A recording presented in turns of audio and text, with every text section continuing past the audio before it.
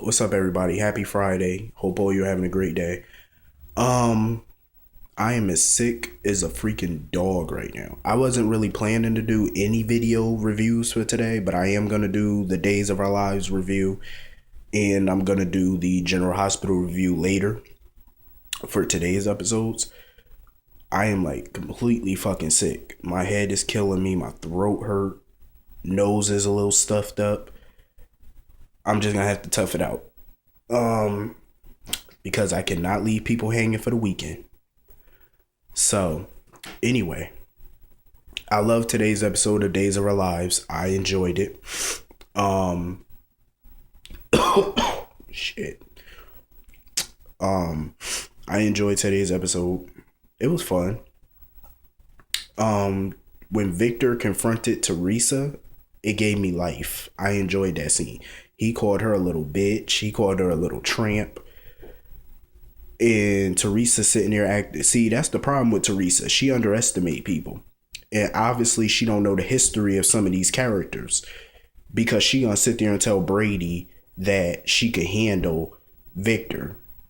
Really now, she might want to go ask Nicole how to handle Victor because Victor is a ruthless son of a bitch. There's two main people in this show that you don't want to piss off. Victor Kiriakis and Stefano Demira. You do not want to piss those two off because when they get revenge on you, you won't even see it coming. And then when you do finally see it, it's going to leave you on your hands and knees begging for mercy. Just ask EJ. Trust me, those two, they don't play no games. And she thinks she's going to handle Victor. See, that's her problem. She underestimates Victor because he's old. See,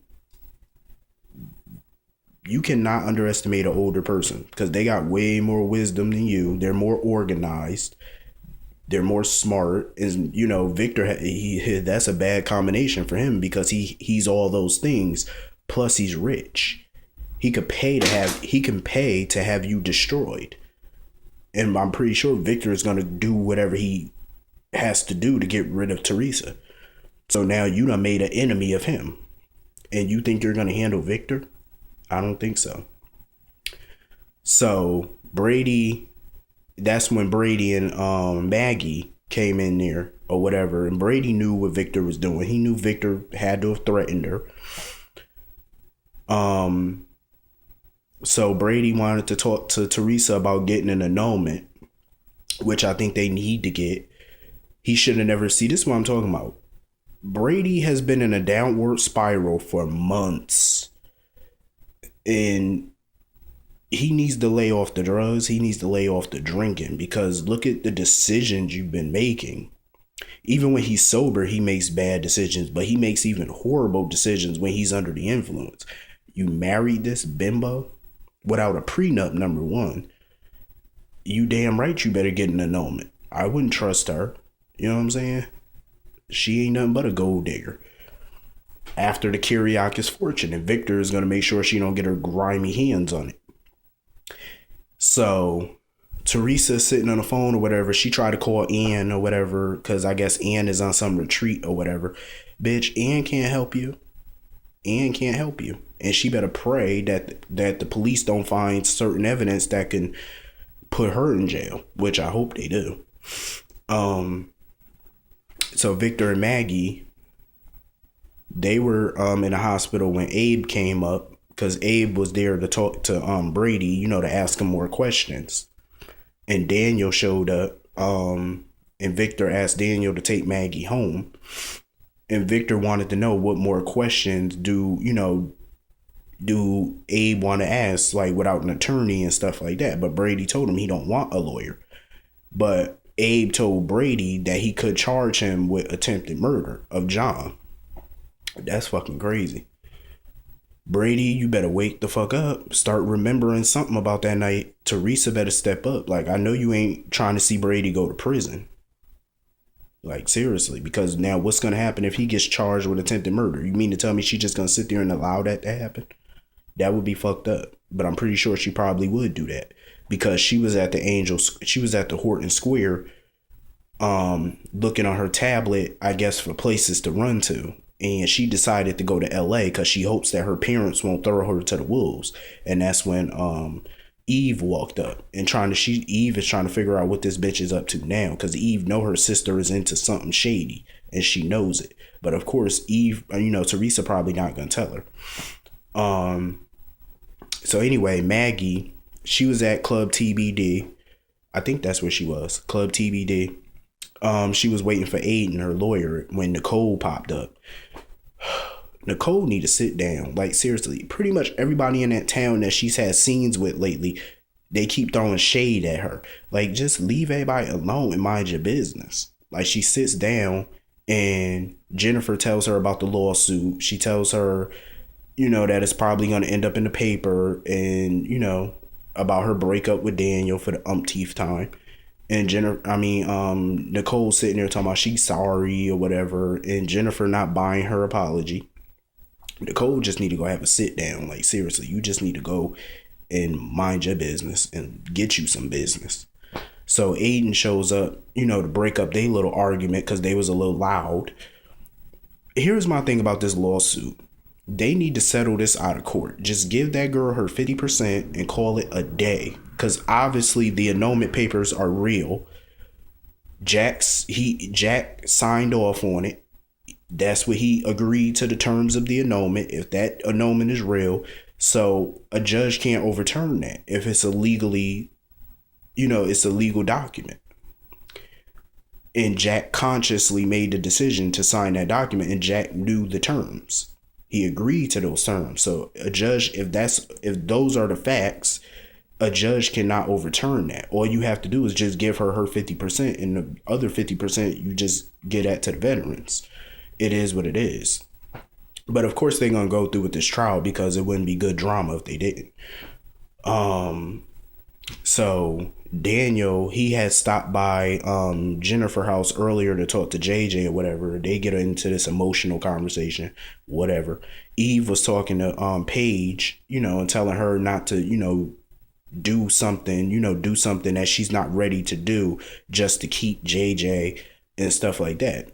And her daughter was, telling her that she needs to start making better decisions when it comes to men, choosing men, because she always choose the wrong ones, and it's up to her daughter to pick up the pieces, So I can understand where Paige is coming from. And Eve, it seemed to me like Eve really listened to her, and she really wants to make better decisions as far as men is concerned. Hopefully, I hope that's what she wants to do. But of course, I prefer her to be a little evil, of course. So Daniel was at the Kyriakis mansion talking with Maggie, and Maggie sitting there blaming herself for what's going on with Brady, talking about she could have tried harder to get him into rehab. Let me tell you something. She need to stop blaming herself. Brady is a grown dude. He's an adult, obviously. You can't force him to go to rehab if that ain't what he want to do. If he wants to go to rehab, cool. Be there for him. Support him. But if he's not ready to, get help and acknowledge that he needs the help, then there's nothing you can do. So I think Maggie needs to stop beating herself up over it, because you can't help somebody that don't want to be helped. You know what I mean? You can want to help them, but if they don't want to help themselves, it's not going to work. So while they're talking, Daniel suggests that he goes to his medical conference, and then after that, he wants to take Parker, I guess, to Paris to go see Melanie, his daughter. So then he said after that, he's going to do some extensive traveling. He's going to do some traveling. So then when he's about to leave, Jennifer pops up. And Jennifer is looking like she's shocked to see him. I'm like, that is his mother's house. His mother does live there. So why are you so surprised to see him? So Daniel leaves. Jennifer comes in to tell Maggie that she stopped by to tell her that her lawsuit is going to be in the paper the next day. That's a bold-faced lie. You did not drive all the way to the Kyriakis mansion to tell Maggie that your lawsuit is going to be in the paper. That's some shit that you could have said over the phone. I think she was hoping to bump into Daniel. She was hoping it, because why would you drive all the way to the Kiriakis mansion just to tell Maggie that her lawsuit is going to be in the paper? That sounds stupid. You could have called her on the phone and said that and saved yourself some gas and a trip.